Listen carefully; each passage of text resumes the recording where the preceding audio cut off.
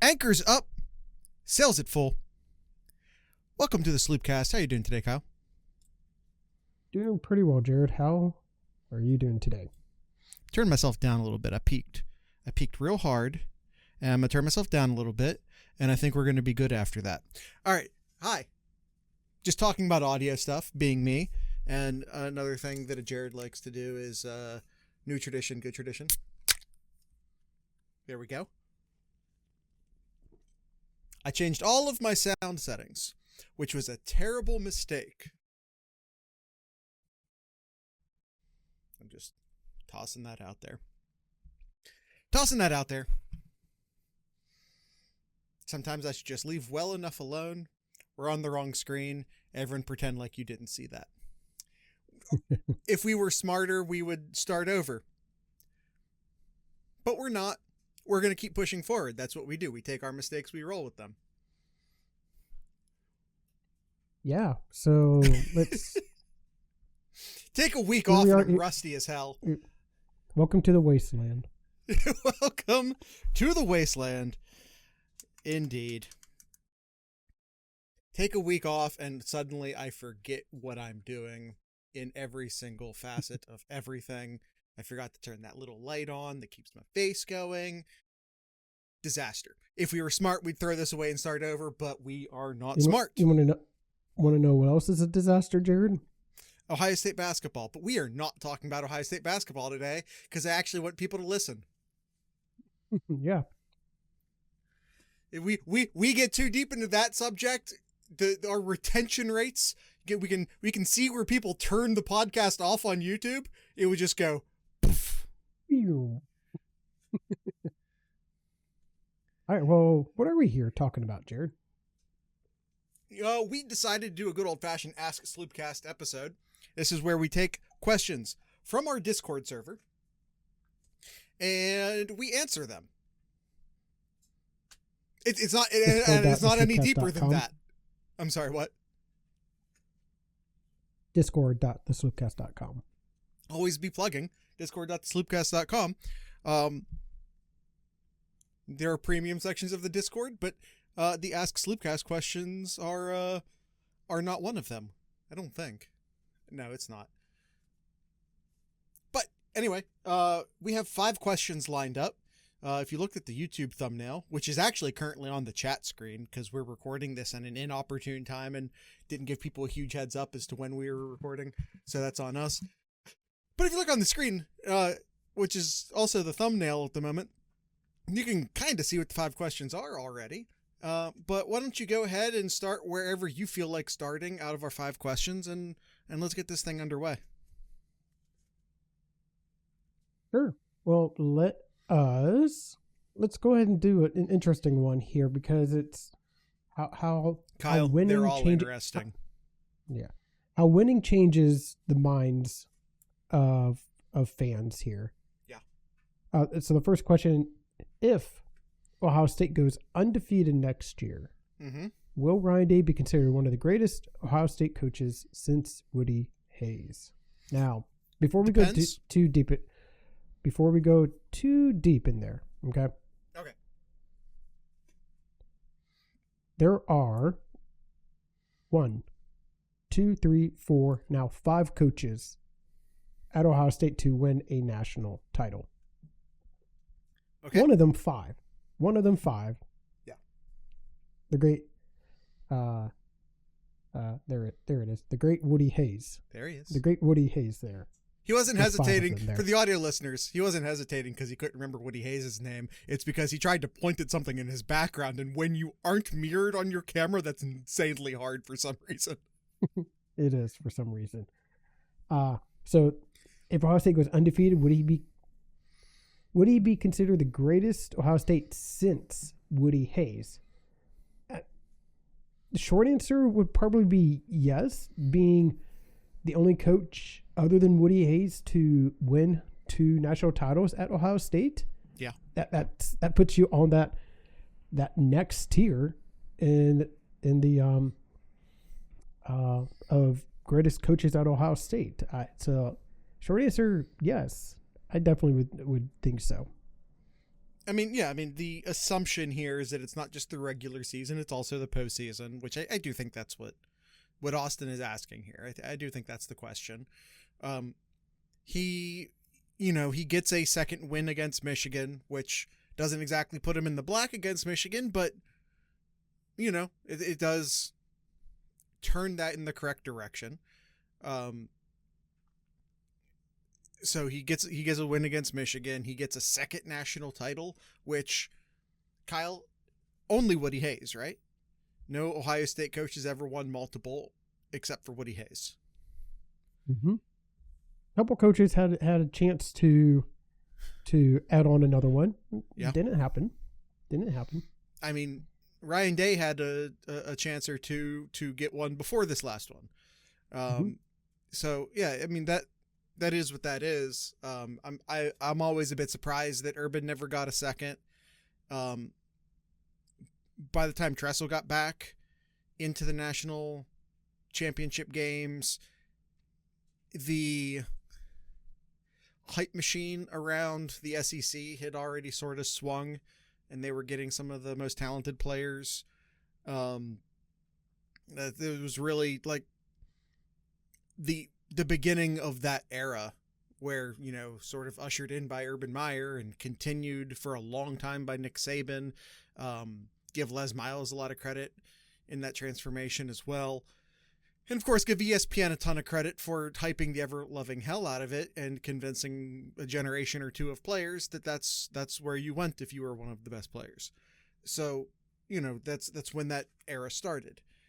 And it showed, because Ohio State didn't belong on the field with Florida or LSU when Tress tried to play against them.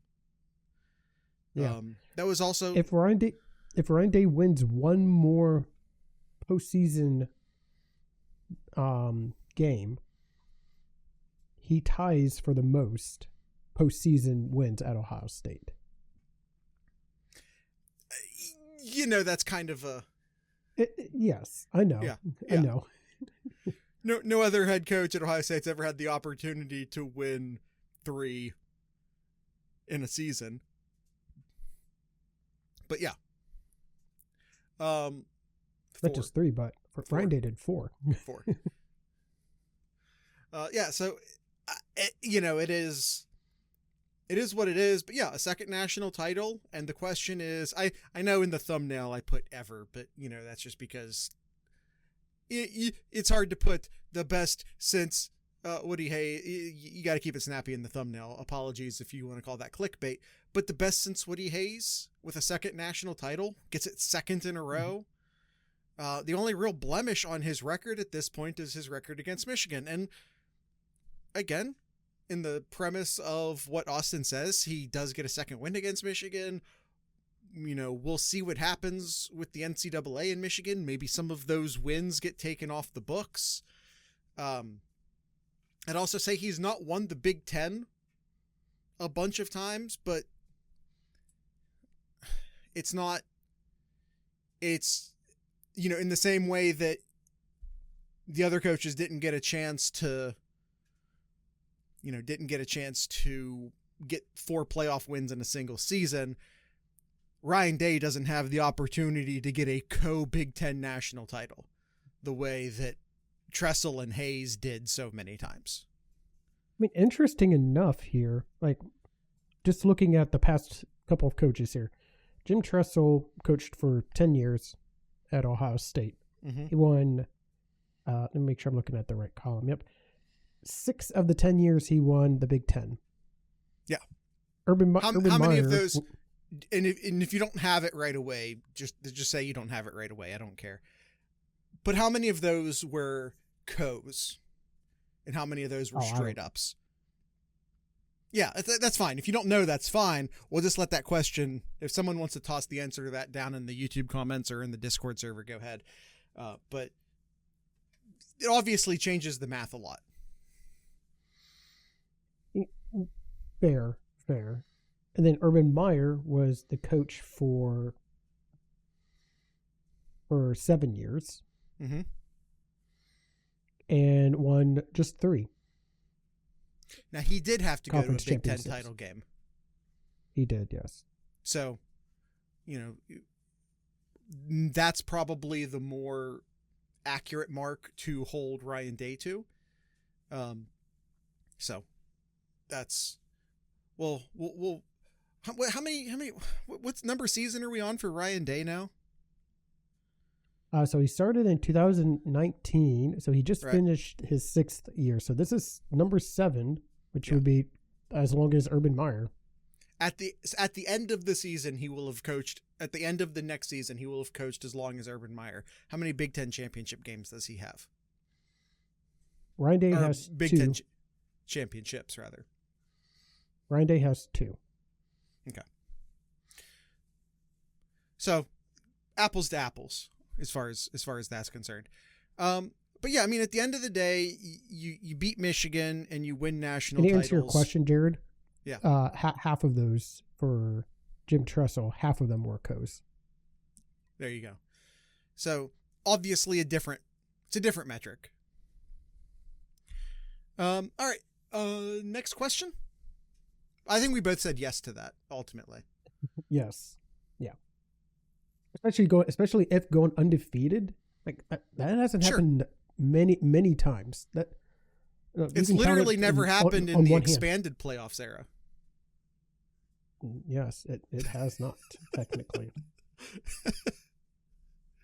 Let's see the Texas game. So this is another question here.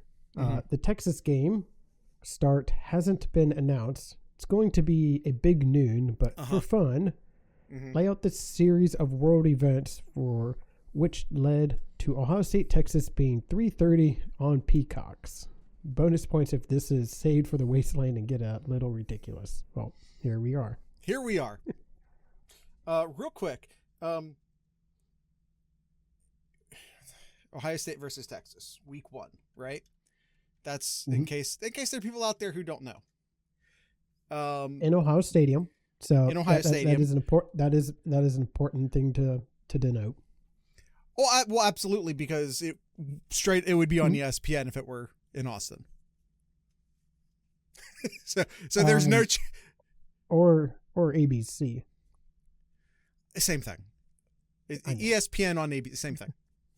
Yeah. It's sort of Anyway, what would have to happen for this game to not only not be the big noon game, but in fact get kicked all the way down to Peacock? I don't even know where to begin. Like, honestly, straight up, never. There's nothing that can happen in this off season aside from like insanely tragic events that I don't even want to put out into the world that would demote this game all the way down to Peacock. The closest thing that would come to being on Peacock is if the game between Texas and Ohio State is just up and canceled. That's as close as being on the Peacock as it could be. So the game's just completely canceled and they put a rerun of a different Ohio State Texas game on Peacock. Yep. They'll play one of the 2000s game. Yeah. Like if there's some sort of simultaneous scandal that involves both coaching staffs being fired, like whole total rehaul, entire coaching staffs for both teams.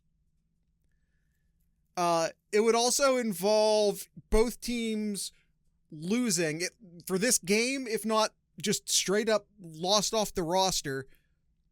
A third of their starters, all of their starters,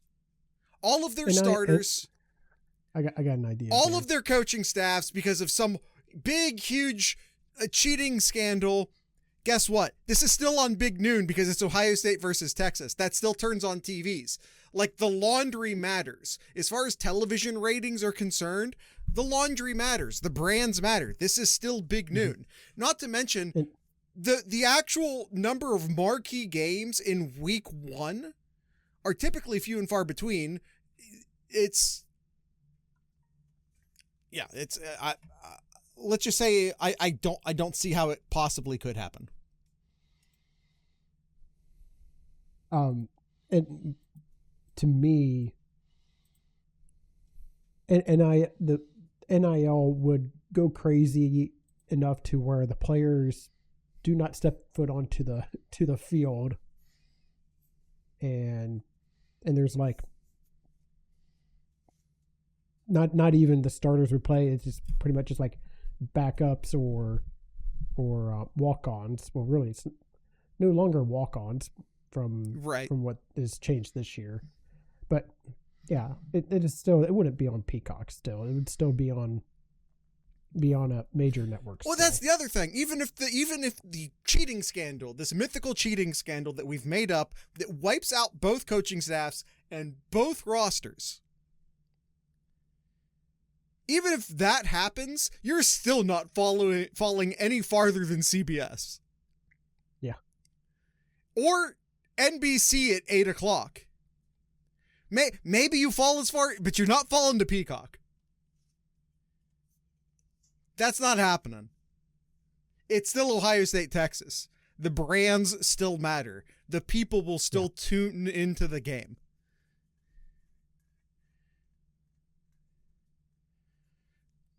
I don't know how else to say it. Yeah, well, I was looking at the games for week 1. Like Alabama, Florida State. I mean, those would be big names, but we saw how Florida State was last year. But that's an ESPN property. It doesn't matter. That game's ESPN property. Sure. LSU and Clemson is another big game. ESPN property. I'm scrolling down. Like, is there another important game? What's up, Austin? Is it 3? No, there's no other important game. Notre Dame, Miami is a Sunday kickoff. So that's a Sunday kickoff, so it doesn't matter. Mm-hmm. This is literally all the Fox family of conferences has in week 1. There is nothing that could happen to move this game out of Big Noon, let alone fall all the way to Peacock. Nothing. Zero. Absolutely nothing. That's the answer to the question. So with that being said, want to encourage, that's the wrong slide. Everyone, once again, please forget. You didn't see that. It just didn't happen. You never saw it. Everyone, visit thesloopcast.com, patreon.thesloopcast.com, discord.thesloopcast.com. You can come join our community. We're a bunch of fun folks. We talk about Ohio State stuff all year round in the Discord server, discord.thesloopcast.com. If you've never used a Discord server, it's closer to, I'd say it's almost closer to like Slack or Teams at work, except it's not work. It's just people talking about Ohio State games. So it's a little bit more of a chat function than a message board function. So if that sounds like more your speed than a message board, come on over. Follow our YouTube channel, youtube.thesloopcast.com. And of course, you can listen to the audio version of this podcast on Spotify or literally anywhere else you find podcasts. If there's a podcast service out there that doesn't have the Sloopcast on it, let me know so I can fix that. All right, let's get back to the show. Austin swears he's fun. He's not fun. Are you on AIM? AIM is not a podcast service. And aren't you too young to know what AIM is?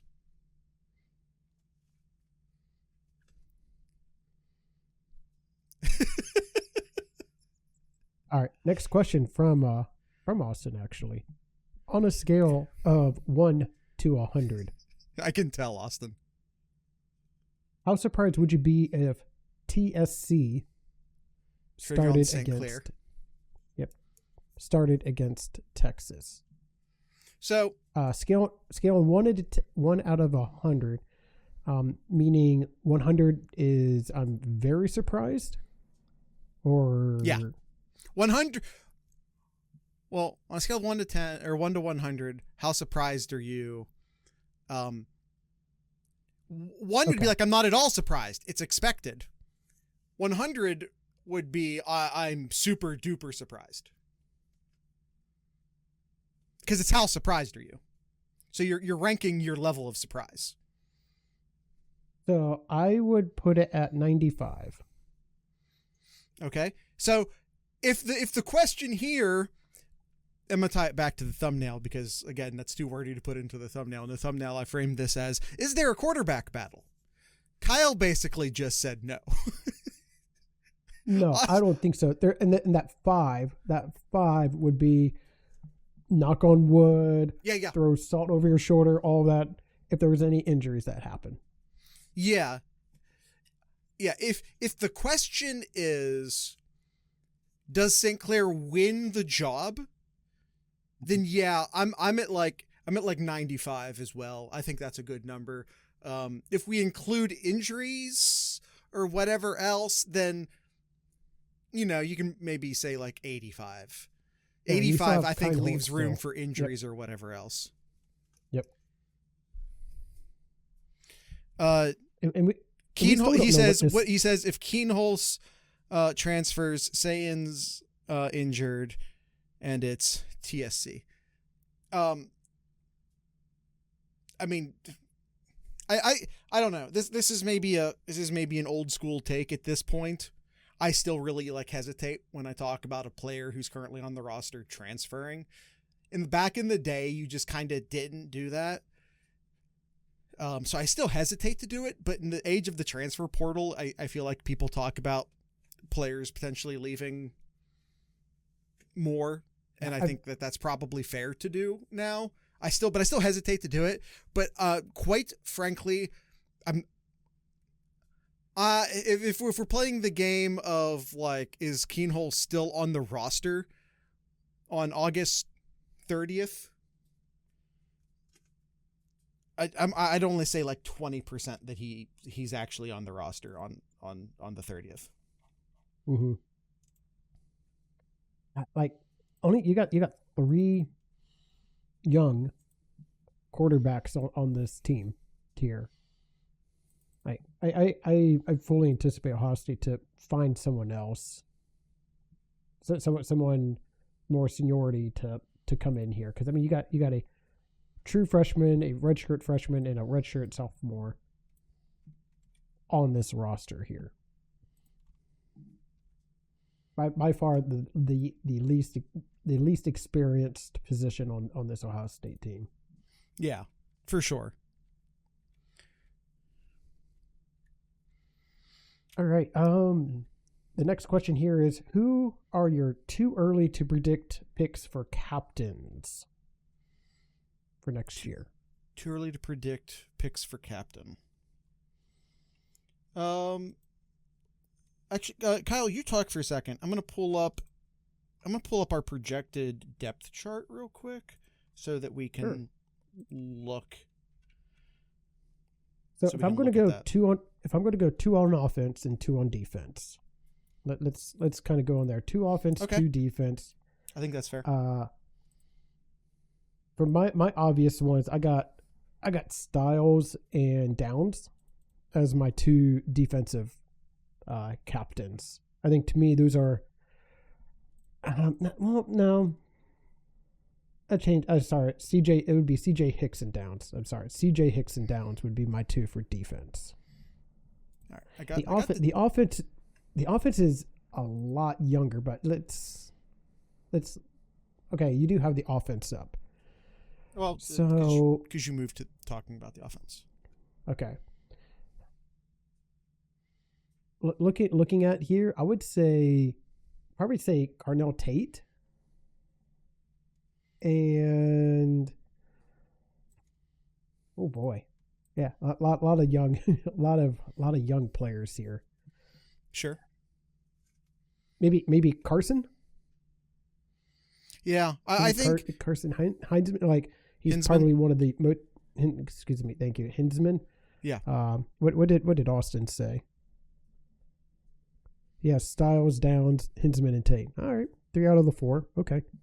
It makes sense. I mean, as you pointed out, it's a very young team. And even like the left be tackle expected. and the right tackle aren't necessarily young. They also are fresh in the program. You don't see, unless it's the quarterback. Yep.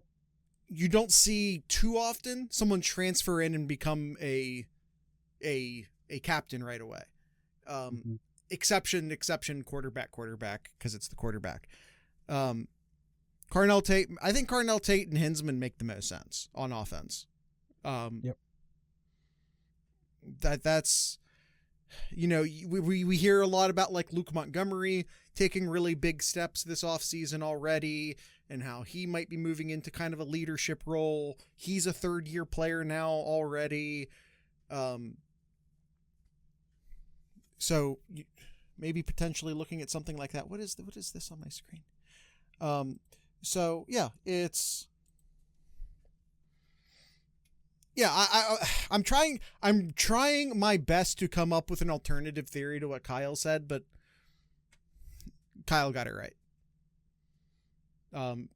It's Hinsman and Tate. Like, I'm actually I'm trying my best to come up with alternatives to that, and I'm struggling and failing too. Like, those are the guys I think on the offensive side. If you're going to go with like a senior maybe, and I still don't think he would be a captain though, but Will Kamarick. He's a transfer, but this is his second year. I can see it. Mm-hmm. I mean, we might have that same conversation about Iggy when we move over to the defense. Tegra, I think, is Downs another is the guy. Same thing too.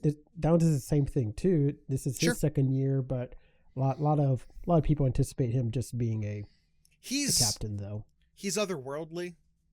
Yes, like yes, Caleb Downs is the exception to a lot of rules. But like, okay, so let's talk about the defense.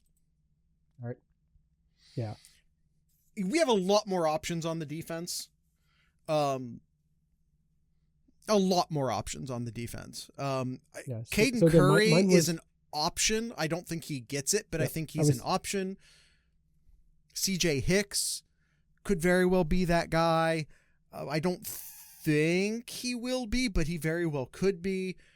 Igbinosun could be that guy. Sonny Styles, I'm going to have a hard time saying it's not Sonny Styles. In fact, I think Sonny Styles is probably your likely Block O guy. It's not likely you see the Block O guy not even be the captain.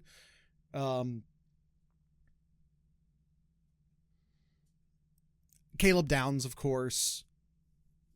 But I think you have more options on the offense or on the defense. But I also think that the answer is pretty clear, which is Styles and Downs. I had CJ Hicks. I thought CJ Hicks would be a good captain. I think CJ Hicks very well. I think CJ Hicks is in the conversation. Don't get me wrong. But I'm not putting him above Downs or Styles. Yeah, I think Downs is locked in like number one captain. I think Styles is locked in number one captain. Okay. Here's this good podcast here. Yeah, I mean, this is his fourth year at Ohio. There's not a lot of fourth year guys on the defense. He has. I'm sure he has more snaps. 5, 6. I'm sure he has more snaps than anyone else on the defense. Gotta be. He's gotta be. I would be shocked if he's not. All right. Austin agrees. Austin says Sonny is the biggest lock. How many captains did Ohio State have last year? I think it was 2 and 2. Ryan Day has reversed the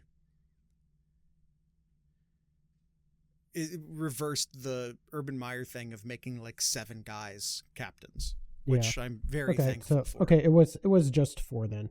Okay. And it was 2 and 2. Yeah. Okay.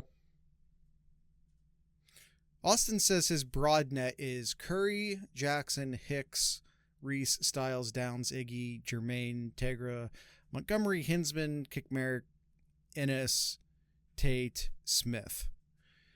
I think as far as a wide net goes, that's That's a comprehensive list. Yeah. Mm-hmm. I don't think you're missing anyone. Like, those are your nominees. Those are the guys you write on the card and pass around, if they even do that, which I don't think they do. But yeah, I would say that's your short list. I guess that's a short list if you're talking about 4 slots. So yeah, I would say, yeah, that's your comprehensive list.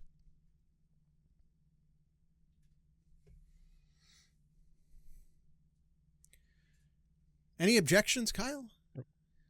No, I mean, I think CJ Hicks could be that person, but I totally can see Styles as well too. So, but yeah, I'd honestly I think he's going to stick with 4. I think he's going to stick with 4 Yeah. like he has been. Well, I mean, in 23 he only had. Well, let's back up here. So last year there was 4. In 23 he only had 3. He had 6 in 22. He had 6 in 22. And then he had 1, 2, 3, 4, 5. He had 6 in 21. He had 6 in 2020 and 7 in 2019. Yeah, he was following. But that 2019 class was crazy. With not as crazy as it was last that they year. had there. Not as crazy as it was last year. But him only coming up with 4 though of all those seniors. But 4 is more of a traditional number. Urban ballooned that number. Mm-hmm. And Ryan Day didn't immediately, but he has now returned. It should be an elite thing. It should be a, 1% of 1% thing. And I'm happy that Ryan Day has turned it back into that. I don't think it's good to have this glut of captains. Mm-hmm. Sure. I mean, we could go through the list of people who weren't captains on last year's team, and it would be devastating, the people who weren't captains. I think 4 is fair, as long as you're willing to go 5 or 6 if it ever becomes necessary. Doesn't seem Day is, because there were... If there were ever a year for 6. Yeah, last year... Again, the list of people who weren't captains last year is a devastating list of people who deserved to be captains last year. But you stuck with 4, and I think that's smart. I think that's the way to do it. Yeah, I just we both defend and criticize Ryan Day on this show a lot. I will wholeheartedly stick behind him on that decision. All right. We have one more question. Yeah, one more question here, and this is going to be the fun one here. So, we were asked here to rearrange the 2025 schedule like an NES game or Nintendo game, where each opponent gets harder. So we're going to start with the easiest. So think Mortal Kombat, or Sure. Mike Tyson's Punch Out, where you play Don Flamenco first, but then eventually you land on Mike Tyson. Let's do it. All right. So looking at the schedule, so let's just first do the schedules first. So in order by date: Texas, Grambling State, Ohio, Washington, Minnesota, Illinois, Wisconsin, Penn State, Purdue, UCLA, Rutgers, and the cheaters up north. So, easiest ones. I think we can all probably agree. I think the easiest one is Grambling State. Yeah, I don't think anyone's going to push back on that. Here's a funny question though, Jared. Yeah. For the second easiest one, who would you have as the second? Who would you have as the second easiest? Weirdly, so everyone's first knee-jerk reaction answer to that is going to be Ohio. Mm-hmm. But man, if Purdue didn't just lose every single talented person off of their team this offseason. Yeah, I got Purdue as the second easiest. I do. Listen, I'm not super familiar with what Ohio is bringing back in the year 2025. But for the sake of podcasting, if nothing else, let's go ahead with Purdue in the second slot. And then the Bobcats. Then the Bobcats as the third for me. I agree. Jared, Ohio brings back Parker Navarro. Parker Navarro. Speaking of the MAC, just a side note, Eddie George coming back to the state of Ohio to be the coach at the Bowling Green State University Falcons. Yeah, that's a nice little jump for him. It is, yeah. All that just to lose to Toledo. At first, maybe we'll see what. Listen, we'll see. He'll be able to recruit based off of the fact that he's Eddie George, and bring in a certain, he'll bring in a couple players because he's Eddie George that Bowling Green wouldn't have gotten otherwise. Mm-hmm. It's not to say he's going to transform them into yada, yada, yada.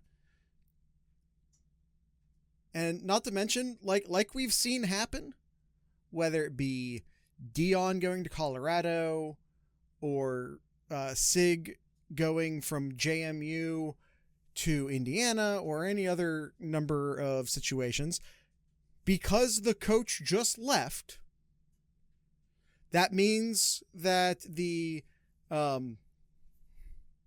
I forgot. What school was he at before?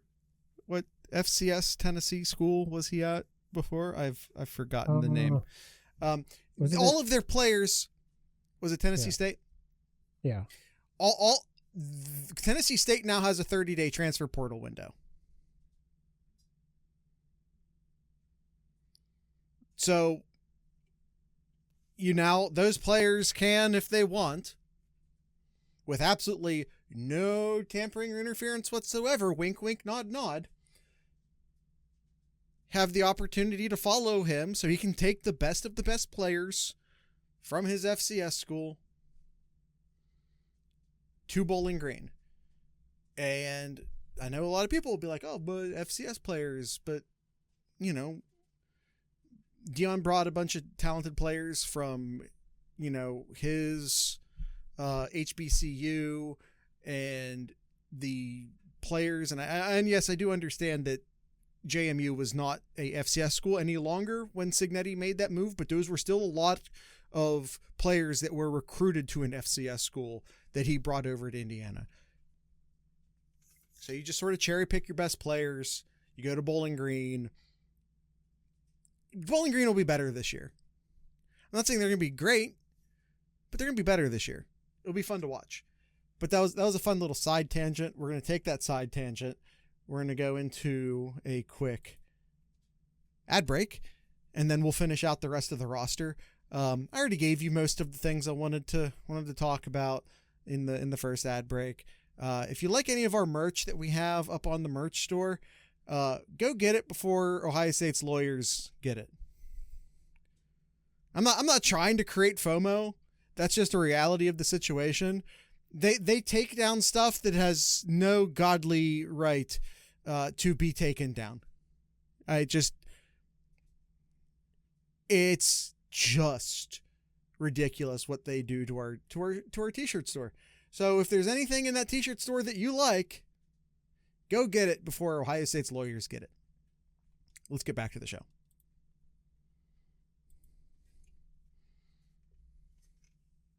I must say, last year, Jared, Bowling Green went 7-6. They went 6-2 in the MAC. Oh shit! I didn't see DK got traded to the Steelers. Is he a good blocker? Because I feel like the Steelers need. Can he play tackle? All right, let's go into the next one here. After Ohio, to me, I think the next clear one is UCLA.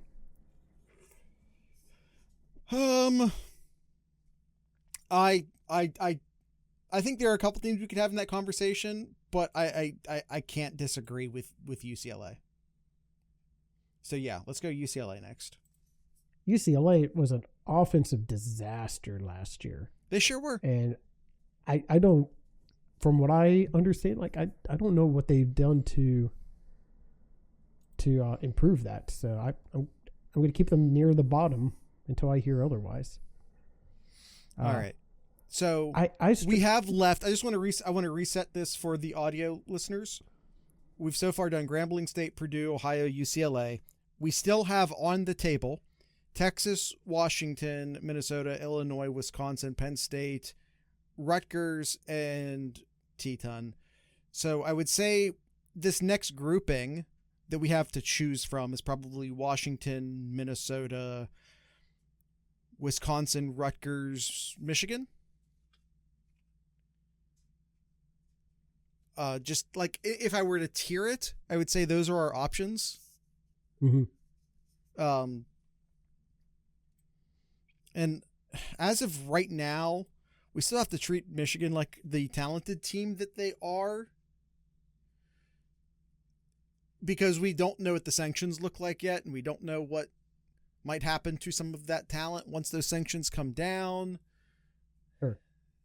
So let's just experience it with what we know right now. Let's not anticipate sanctions. Let's not anticipate any transfer portal movement. Let's just treat Michigan as they are right now. Sure. Which is better than those other teams I just mentioned, which I think Austin was pointing out in the chat as well. Yeah. So taking consideration of what transfers have already happened. Sure. Between all of the programs here, I'm going to say the next one here is going to be Wisconsin. As much as we always have seen Wisconsin as this symbol of like always been really stability. Yep, that's a good way to phrase it. And they just haven't these last few years. And I think Fickle's got to be feeling it right now. He just got an extension. He's fine. Did you not know that? I missed that. Yeah, he got an extension. He's fine. Okay. Austin says he thinks Washington's worse than Wisconsin, and quite frankly, I think I agree with Austin. I had Washington next, but Washington did get some notable transfers that really helped them, especially on the defensive side. And that's why I made that statement before. I said Wisconsin, mainly because of the moves Washington has done already in the transfer portal. So that's why I gave the little nod to to Washington. But had Wisconsin lower. Listen, I think it's close enough that it's close enough. It's fine. So I'll put your. If you want to put Washington and then Wisconsin, I'm fine with that too. Kyle, we can't just keep being polite and agreeing with each other. It doesn't make good podcasting. All right, fine. Screw you, Jared. We're doing Wisconsin and then Washington. Thank you. All right, Kyle, I'll concede. All right. I have next here. I have Rutgers.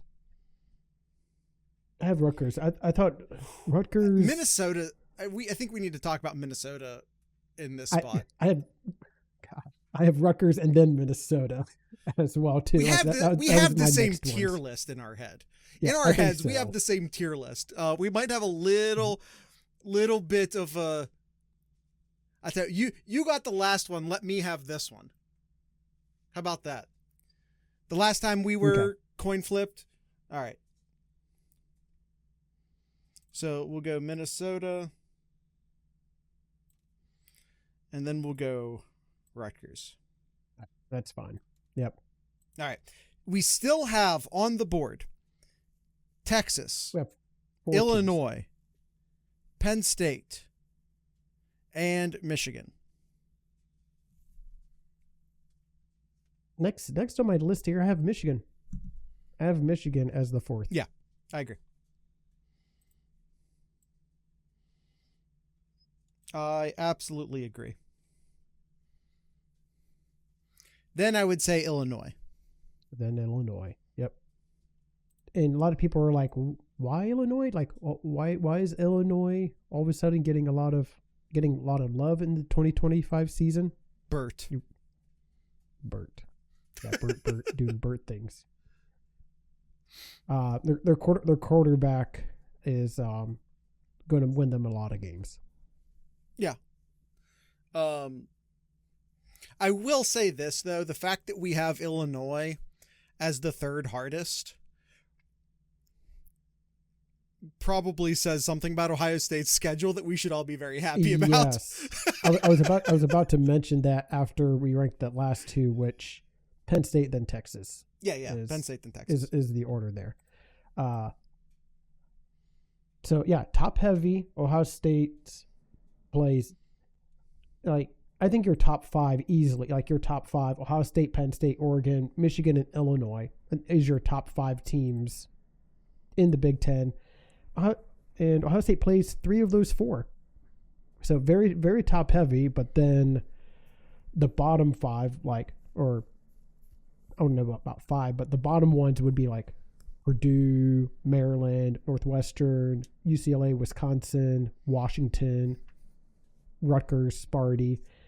Ohio State has a good portion of those as well too. Not many in the middle tier, which is what's left. What is that? Nebraska, USC, Indiana, Iowa. Not many in the middle. So very top and bottom tier heavy. Yeah, I would say so. Nothing like. But avoiding Oregon is obviously, because Oregon's going to be great this year. Yeah. Nothing like Indiana, where they were very like extremely bottom heavy last year. Nothing like that.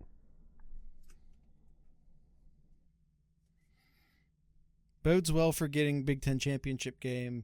You can take a Texas loss and a conference loss and still win the conference at 11-2. Yeah. Absolutely. Yeah.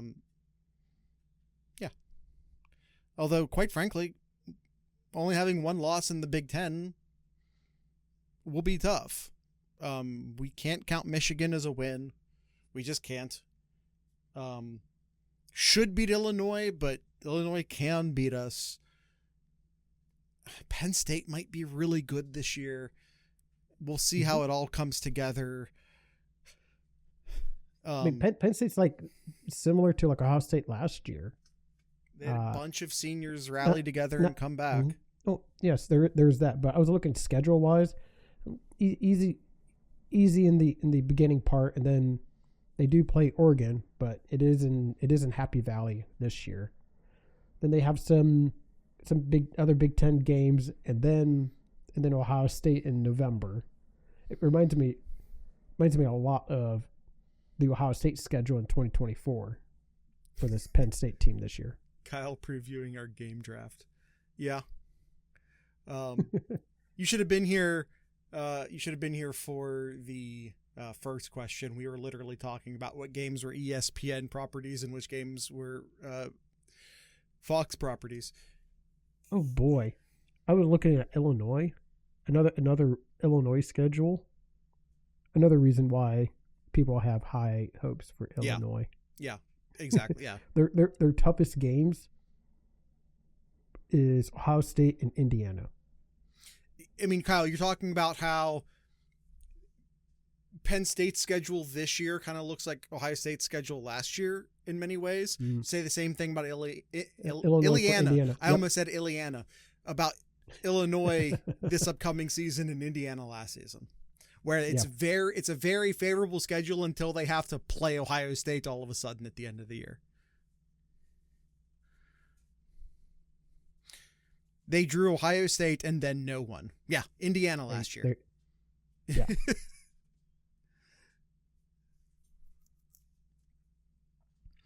Yeah, it's a weak schedule for Illinois this year, which, is another reason why, as Kyle pointed out already, that there's a lot of hype around them right now. Mm-hmm. All right.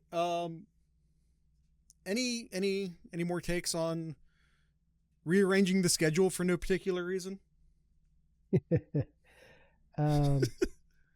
Just rearranging the schedule for fun, turning it into Mortal Kombat rules, turning it into Mike Tyson Punch-Out rules.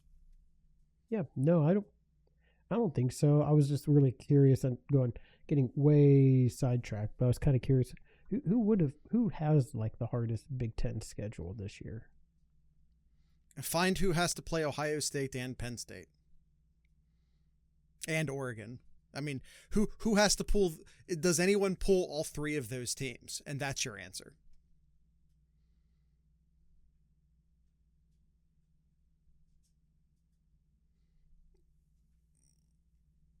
I mean, and of course, I mean, I don't know. Maybe it's more about getting a bunch of the middle teams and none of the bottom teams than it is about getting a triple knockout from the three best teams in the conference. But all right, I got the picture. Okay, we have just a few minutes here. I'm trying to. Oh boy, I'm trying to blow it up on my schedule. Hold on. I got this. All right, as Jared, there we go. Thank you for putting it down in the chat for easy copy and pasting, though. Yeah. Is it Rutgers? Oh, wow. Yes. Yes. Rutgers plays Ohio State, Penn State, Oregon. Yeah, game over. That's it. And Illinois. And Iowa. Game over. Minnesota's not a slouch game with Washington. Washington's not a slouch game. Maryland's not a total slouch game. Michigan State is not. Rutgers got screwed. They got screwed hard. Wow. Because not only did they get the unholy trio of Ohio State, Penn State, and Oregon, but they also got Illinois. They also got Washington. They also got Minnesota and Iowa, which are, these are not slouch teams. The only Maryland's not very good. Purdue's terrible. So they do get those games, but USC has a tough one too. They have Illinois, Michigan, Oregon, and in Notre Dame. I know that's not in the Big Ten, but they also play Notre Dame. Wisconsin's schedule kind of sucks too, and they play Bama. Yeah, I mean, you said and they play Bama, so I'm going to just say this out loud for my sake, not your sake, Austin. Washington, but we are talking about the Big Ten schedule. Yeah, Washington's not much. Washington has a pretty tough one too. They drew Ohio State, Michigan, Illinois, and Oregon. Washington's tough too. But yeah, but they get Purdue and UCLA and Maryland. So that's a really good trio of lower tier teams to get. Yeah, Wisconsin's tough too. Oof. Yeah. They get Michigan, which is still going to be tough. Iowa is still going to be tough. That 4 games in a row there. Ohio State, Iowa, Ohio State, Oregon. That's a bad September or October. And that's no buys. By the way, there's no buys there. It's back to back. Yeah. To back to back. Yeah. Yeah. Yeah. It is a really bad draw for a couple of these teams. Ohio State got a pretty favorable Big Ten draw. Michigan got a pretty favorable Big Ten draw. Hold on. Jared, Wisconsin could go into November at 3-5 at best. we go 3-5 in the going into November. Is this why they gave Fickle the extension now? To stave off the fire Fickle conversations mid-season next year? Yeah. Austin says Minnesota's road games, we weren't even looking home versus road. We probably should have been. Minnesota's road games are Ohio State, Iowa, Oregon, and Northwestern.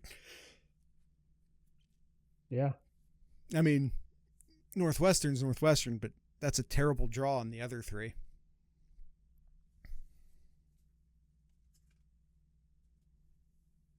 I think those are the toughest ones. I was looking to see who else. Yeah.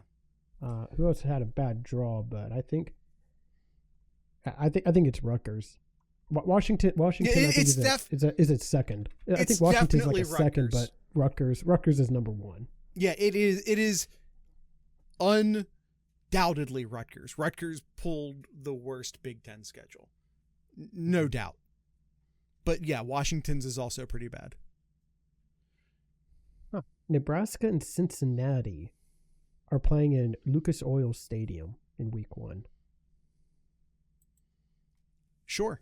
Why not? That's odd. Okay. Hey, if you can't get a marquee matchup, I guess you got that going for you at least. Sure. Okay, right, Kyle. anything else, Jared? Do you have anything else in Kyle's corner? I'm obliged to not talk about the basketball team. So, well, actually, hold on.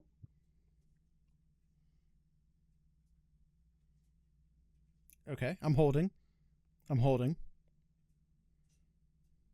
I had to step away there, but I know we mentioned about Eddie George, but there we go. Best of luck to you. Eddie. At the job at Bowling Green. I wasn't looking at you. I was like, what are you talking about? Yeah. Listen, I'm cheering for Eddie George. I'm willing to adopt Bowling Green this year, as I feel like every year the Discord server sort of collectively picks a couple like non-power teams to cheer for, just for one reason or another. I'm willing to throw in right now that Bowling Green should be one of those teams. 5-year contract, which that doesn't really mean anything in today, but he has a 5-year contract. Oh, it did mean something for coaches. That means buyouts. Yes. All right, Kyle. Anything else in Kyle's corner? No, I think we're good. I think JMU was one year too, Austin.